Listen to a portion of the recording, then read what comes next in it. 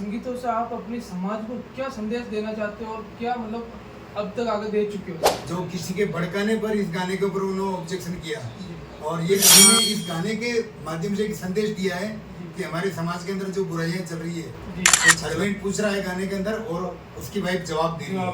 ठीक है, वो समाज को संदेश दिया। जैसे हमारा फैमिली वाला गाना आ गया, गोरी हो या काली हो आ गया। ठीक है, शादी के अंदर बहुत खर्चा हो गया, फलाना हो गया, टिकाड़ा हो गया, और वो बिल्कुल सही बोल रहा है। और मृत्यु भोज के अंदर गलत खर्चा होता है।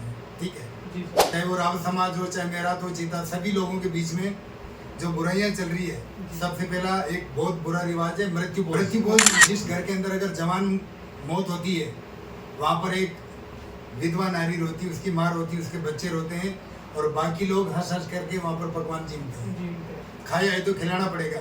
अरे यार, खाया है, तेरी एक दिन का खाने आने वालों का एक दिन का लंच होता है, दोपहरी हो जाती है और एक आदमी का घर पूरा बर्बाद हो जाता है। आगे गाना आ रहा है मेरा और डब्लू भाई का, दोनों का आ रहा है। रावत मेरा चीता से विनती एक गाना करके आ रहा है। अभी 8-10 दिन में रिलीज हो जाएगा वो गाना, मगरा म्यूजिक पे आएगा।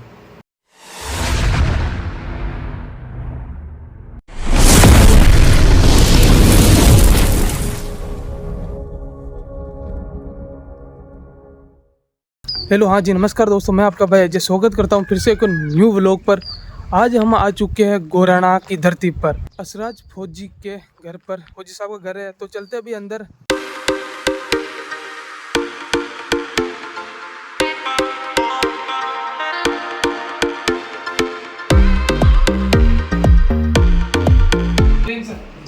कैसा आपकी तबीयत पानी? बढ़िया।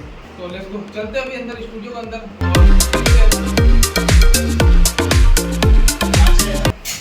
मैं आया हूँ सर भरतपुर श्रीनंगी वाले। तो जी हाँ दोस्तों, ये अपना फौजी साहब का स्टूडियो है और आज हम बातचीत करेंगे फौजी साहब से कि अपने मगरे के अंदर गिने चुने सिंगर में से एक सिंगर आपको भी चुना जाता है सर। मतलब मगरे के अंदर इतने सुपर हिट सॉन्ग देते हैं समाज के लिए। हम बातचीत करेंगे कि वो आप सॉन्ग कैसे रिकॉर्ड करते हो और किस प्रकार से सॉन्ग को रिकॉर्ड किया जाता है। बूढ़ा बूढ़ा बायना दाई बाबूस बाबूस के, ये सॉन्ग आ चुका है अपने मगरा म्यूजिक चैनल पर, असराज भाई साहब का। तो उस सॉन्ग के बारे में हम आज बातचीत करेंगे दोस्तों कि उस सॉन्ग के बारे में बहुत सारी चर्चा भी हुई थी। ये जो हमारे जो सुनने वाले काफ़ी लोग हैं, तो किसी ने कुछ नहीं बोला है। कुछ एक जो मैं उनको गलत भी नहीं बोल सकता, मगर कुछ असामाजिक तत्व हैं जी, जो किसी के भड़काने पर इस गाने के ऊपर उन्होंने ऑब्जेक्शन किया। और ये गाना किसी का कॉपी भी नहीं है। किसी को लगता है कि ये कॉपी है। ये गाना हमारे पुराने ज़माने में रावत मेरा चीता की औरतें गाती थी जी। ठीक है, और इस गाने का पहला टाइटल है आज तो सासू जी माने सिरारी मन में आ गए। ठीक है जी सर। इस गाने को फर्स्ट में उठाया था सांवरी भाई ने, उसके बाद में फिर प्रभु मदारिया, फिर लक्ष्मण सिंह जी और डब्लू भाई ने, इन्होंने काफ़ी लोगों ने उठाया था इस गाने को। ठीक है, और किसी ने निकाला, किसी ने नहीं निकाला, मगर फर्स्ट गाना जो चला था सांवरी भाई का चला था। ठीक है, उसके बाद में हमने भी इसको शादी के ऊपर उठाया था, मगर हमने इसको आउट नहीं किया था। ठीक है, अभी जब ये गाना इसमें प्रचलन में आया, तो फिर हमने इस गाने के माध्यम से एक संदेश दिया है कि हमारे समाज के अंदर जो बुराइयां चल रही है, कुछ गलत रास्ते पर लोग जा रहे हैं, अनावश्यक खर्चे कर रहे हैं, तो हमने इस गाने के माध्यम से एक संदेश दिया है। और एक पति पत्नी के बीच में जो बातचीत होती है कि भाई हर जो हस्बैंड होता है वो अपनी पत्नी को हिसाब पूछता है, बाहर कहीं रहता होता है कि भाई ये इतने रुपए मैंने कमाए थे, ये यहाँ पर दिए कि नहीं दिए, या इतने पैसे कहाँ गए। ये हर घर की कहानी है और हस्बैंड पूछ रहा है गाने के अंदर और उसकी वाइफ जवाब दे रही है। ठीक है, वो ऐसा कोई गलत नहीं है, बस ये एक लोगों की थिंकिंग है, सोचने का तरीका अलग है। ठीक है, इस गाने में ऐसा कोई गलत नहीं है, एक संदेश दिया हमने। और इससे पहले भी हमने काफ़ी गानों के माध्यम से समाज को संदेश दिया। जैसे हमारा फैमिली वाला गाना आ गया, गोरी हो या काली हो आ गया। ठीक है, फैमिली जो गाना है, मैं रोज़ फैमिली में जाऊँ, इस गाने के माध्यम से यही संदेश दिया कि आदमी जो आवारा घूमते हैं, जो काम नहीं करते, उनके लिए लेडीज कह रही कि मैं तो ये काम करती हूँ और आप ऐसे घूमते हो, तो आप भी कुछ काम करो, मैं भी करती हूँ। तो फिर आदमी बोलता है कि इतनी सामाजिक बुराइयों के अंदर घिरे हुए हैं, शादी के अंदर बहुत खर्चा हो गया, फलाना हो गया, टिकाड़ा हो गया, और वो बिल्कुल सही बोल रहा है। गलत खर्चा होता है, सोना चांदी के अंदर गलत खर्चा होता है, मायरा बात मायरा के अंदर गलत खर्चा होता है, मृत्यु भोज के अंदर गलत खर्चा होता है। ठीक है, तो अभी इसके ऊपर हमने इसमें संदेश दिया है और आगे भी करते रहेंगे। ठीक है जी सर। तो आप इन गानों से, इन संगीतों से आप अपने समाज को क्या संदेश देना चाहते हो और क्या मतलब अब तक आगे दे चुके हो सर? अभी तक जो आगे, जो इससे पहले जो हमने संदेश दिया, इससे पहले हमने पारिवारिक एकता का संदेश दिया। जितनी भी हमने गाने बनाए वो सारे पारिवारिक सॉन्ग बनाते हैं जी। कोई भी गलत सॉन्ग नहीं बनाते कि किसी का घर बिगाड़ना या किसी को गलत रास्ते पर ले जाना।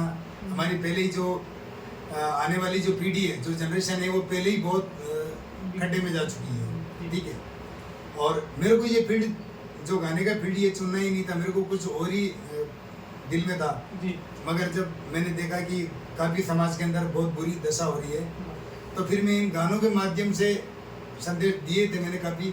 और अभी नेक्स्ट में जो हाल ही में जो गलत बहुत ही हो रहा है हमारे समाज के अंदर, चाहे वो राव समाज हो, चाहे मेरा तो चीता, सभी लोगों के बीच में जो बुराइयां चल रही है।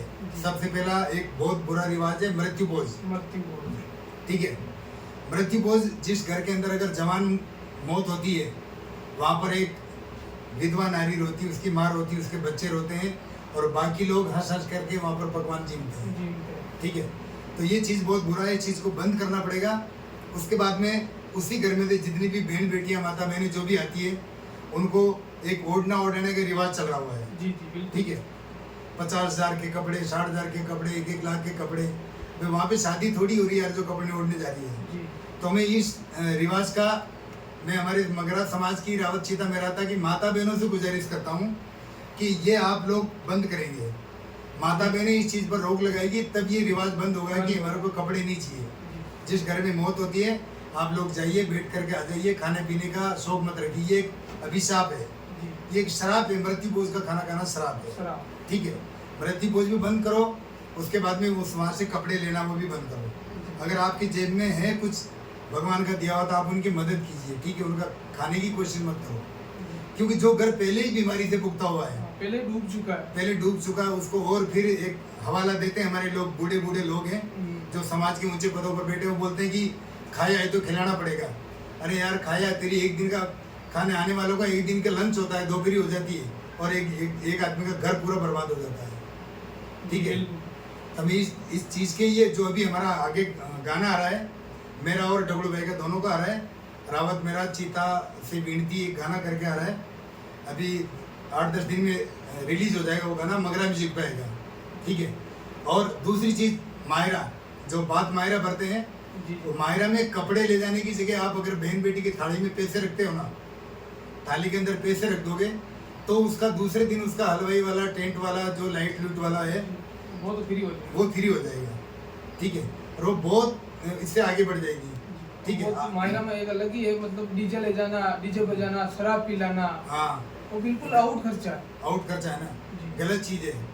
इसलिए दोनों तरफ से बर्बादी है कि सारे आप लोग बहन बेटी के जेवर ले जाओगे ना, कोई हीन अनाथ ले जाता है, कोई झूमर ले जाता है, कोई कुछ भी ले जाता है, तो आपकी तरफ से भी पैसे सुना के गए। जो गांव जा रहा है वो कपड़े ले जा रहा है, वो पैसे बढ़िए के गए। ठीक है, फिर बहन बेटी वापस खर्चा करेगी, चलो वो तो कोई खाना पीना तो एक नॉर्मल चीज़ है, चलो करेगी, मगर आप लोग कपड़े की जगह थाली में के अंदर पैसे रखो। ठीक है, तो इस चीज़ को लेकर के, इन रिवाजों को लेकर के हम गाना कर रहे हैं। उसके बाद में जो आदमी जिसका इंतकाल हो जाता है, उसके आप लोग कपड़े ले जाते हैं।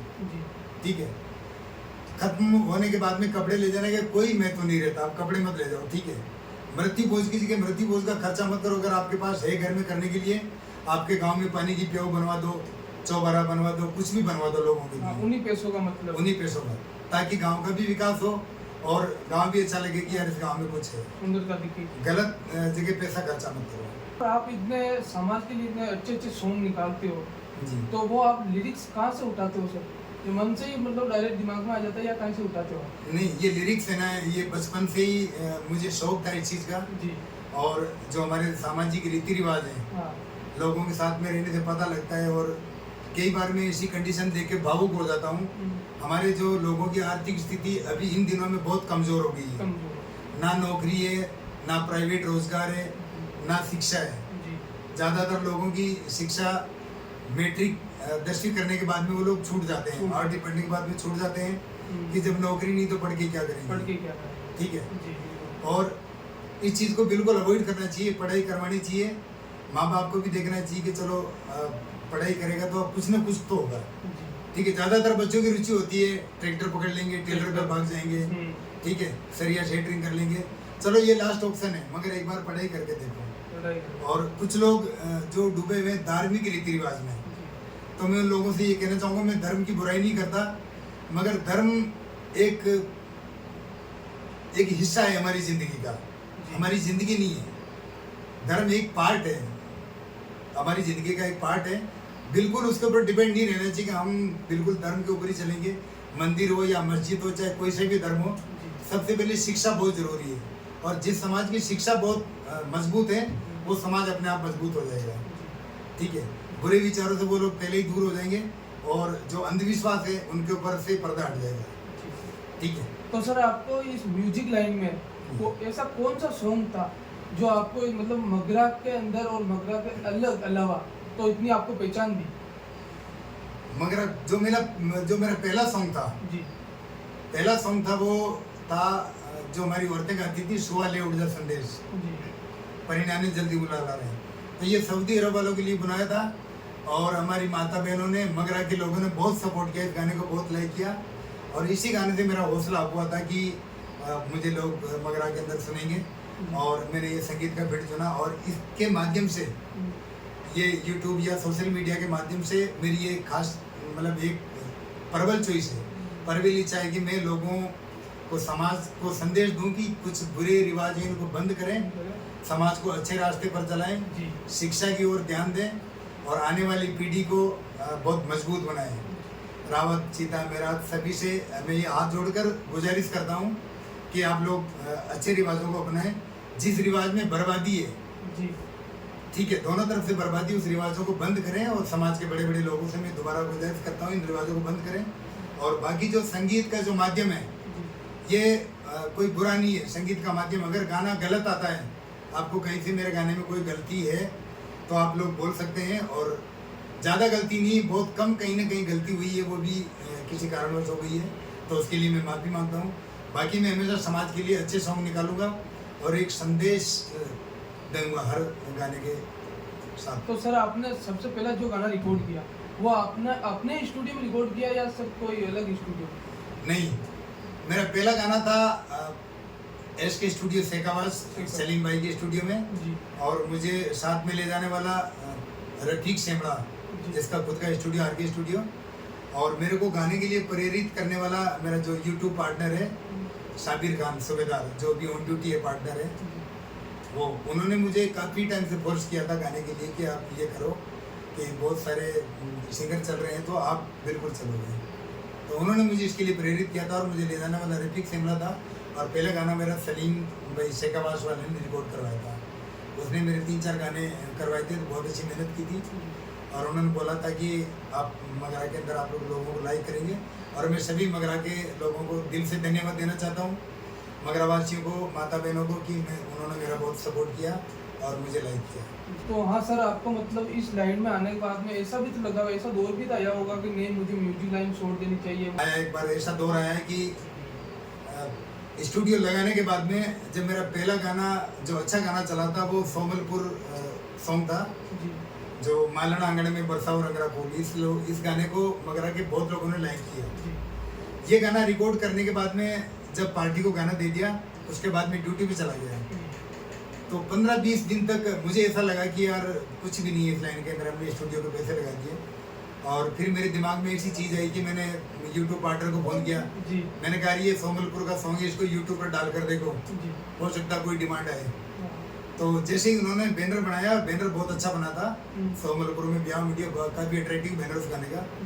और गाना चैनल के ऊपर डालते ही लगभग 8-10 दिनों के अंदर मेरे पास लगभग 20 गानों की डिमांड आई थी उसी गाने से, एक ही गाने से।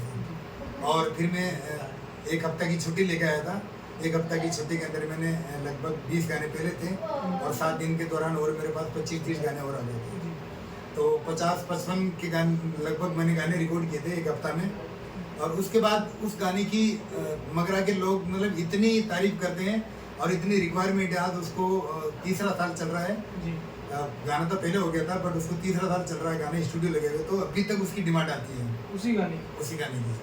उस पर काफ़ी कॉपी आती है और उस एक गाने के ऊपर लगभग मैंने 800 से 900 के बीच में कॉपियाँ गाई है। कॉपी। हाँ। तो सर आपको म्यूजिक लाइन में आपको आपने किसी को आदर्श मानते हो, गुरु किसी को मानते हो? गुरु म्यूजिक लाइन के अंदर जो मेरे साथ रहते थे पहले अपने नेपाल से हैं वो रविशंकर जी, जिन्होंने मेरे को म्यूजिक सिखाया और म्यूजिक लाइन के अंदर डाला। उन्होंने संगीत का नॉलेज दिया मेरे को, सारेगामा जो सिखाया था उन्होंने स्टार्टिंग में। उसके बाद काफ़ी स्टेज प्रोग्राम भी किए मैंने और साउथ अफ्रीका भी गया था मैं, जहाँ मैं भाई हेलीकॉप्टर प्रोग्राम के लिए जाता था। ठीक है। और म्यूजिकल इंस्ट्रूमेंट के अंदर कीबोर्ड वगैरह, गिटार, सैक्सोफोन, फ्लूट वगैरह ये मैं काफ़ी प्ले करता था। अभी तो छोड़ दिया मैंने, बाकी पहले मैं प्ले करता था। तो मेरे जो गुरु हैं जो सिखाने वाले, म्यूजिक सिखाने वाले, वो नेपाल से हैं, रविशंकर जी उनका नाम है और आज भी मैं उनको याद करता हूँ। वो मेरी बहुत हार्ड परीक्षा लेते थे, दूर से पत्थर पे पत्थर मार के और फिर स्टोर में रूम में प्रैक्टिस रूम में आकर के मेरे को आवाज़ बताते थे कि वो जो पत्थर मारा था उसकी आवाज़ कहाँ से है। तो सर सुना कि आप एक आर्मी जवान भी हो। जी, आर्मी जवान भी हो, तो मतलब आर्मी में ड्यूटी करते समय भी सर आपको कोई सॉन्ग की डिमांड आ जाती थी, तो आप वो सॉन्ग कैसे रिकॉर्ड करते थे? घर पे आते थे वो वहीं से रिकॉर्ड? नहीं, आर्मी ड्यूटी के दौरान जब फर्स्ट में तो हम घर पे आते थे, उसके बाद में जब काफ़ी दूर अरुणाचल प्रदेश ड्यूटी थी चीन बॉर्डर पर जी, तब मुझे लगा कि यहाँ से आना जाना बहुत मुश्किल होता है। तो फिर हमने वहाँ से वाईफाई कनेक्ट करवा के वाईफाई लेता था मैं अपने यूनिट से और वहीं से गाना मोबाइल के थ्रू, मोबाइल में अपलोड किया हुआ था, मोबाइल के थ्रू रिकॉर्ड करके और यहाँ पर सेंड करता था। फिर यहाँ से गाने की मास्टरिंग हो करके गाने कर लेते थे। तो मोबाइल से भी, फ़ोन से हमने गा करके लगभग 500-600 गाने फ़ोन से गाए थे। 500? हाँ, 500-600 गाने हमसे फ़ोन से गा कर भेजे थे। और जो मोबाइल के ऊपर जो रिकॉर्ड गाना यूट्यूब पे जो चल रहा है पहला वाला, मैं रोज़ फैमिली में जाऊँ, ये गाना मेरा पहला मोबाइल से ही रिकॉर्डिंग है। मोबाइल से?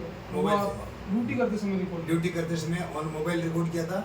वो गाना स्टूडियो का नहीं है। डब्लू भाई का मेरा दोनों को साथ में है, तो डब्लू भाई की आवाज़ स्टूडियो की है और मेरी आवाज़ उस गाने में फ़ोन की है। तो सर आपको आर्मी में ड्यूटी कितनी साल तक की सर आपको? आर्मी में ड्यूटी मैंने 95 के अंदर ज्वाइन किया था और 2023 अक्टूबर में रिटायरमेंट हुआ था। तो मैंने लगभग 28 ईयर्स, 28 साल तक नौकरी की आर्मी में।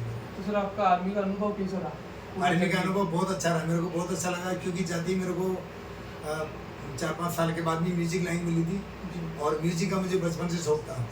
जब मैं स्कूल पढ़ता था तभी मैं बाल कलाकारों के अंदर गया था, जयपुर अजमेर आकाशवाणी के अंदर पे। तो वहाँ पर क्या इतना मेरा परफॉर्मेंस अच्छा नहीं था, तो वहाँ से मैं आउट हो गया था।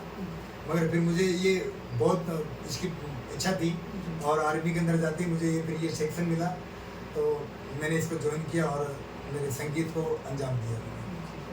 तो सर अपने भी म्यूजिक के आधार पर अपने मगरा के माताओं बहनों और भाइयों को क्या संदेश देना चाहते हो?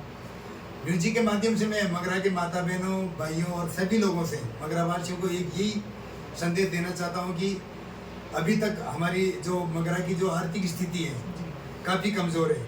हमारे मगरा में रहने वाले लगभग 80% पब्लिक ऐसी है कि उनको रोज़ मजदूरी करके खाना पड़ता है। ठीक है, गवर्नमेंट सुविधाएं बहुत कम हो गई है। तो मैं सभी लोगों से यही गुजारिश करता हूँ कि एक अच्छा अपना प्लेटफॉर्म बनाएं, व्यर्थ खर्चा ना करें, गलत रास्ते पर ना जाएं, दारू पानी वगैरह इस चीज़ों का शौक ना रखें और पढ़ाई करके अच्छी एक जॉब पकड़ें, कोई भी अपना मजबूत प्लेटफॉर्म बनाएं, अपने माँ बाप की सेवा करें और आपस में मिलजुल कर रहें। सभी भाईचारा, जातिवाद ना फैलाएं, सभी धर्म एक जैसे हैं और धर्म से बढ़कर शिक्षा है। शिक्षा बहुत बड़ा हथियार है और शिक्षा को अपनाएं, उसके बाद में धर्म है। थैंक यू, धन्यवाद। तो जय हिंद दोस्तों, यहीं पर ही अपना शब्दों को विराम देते हैं। और सुना ही होगा आपने अपने भाई साहब फौजी साहब ने क्या संदेश दिया। इस वीडियो को ज़्यादा से ज़्यादा शेयर करें और ज़्यादा से ज़्यादा अपने मगरा में फैला दें। जय हिंद, जय भारत।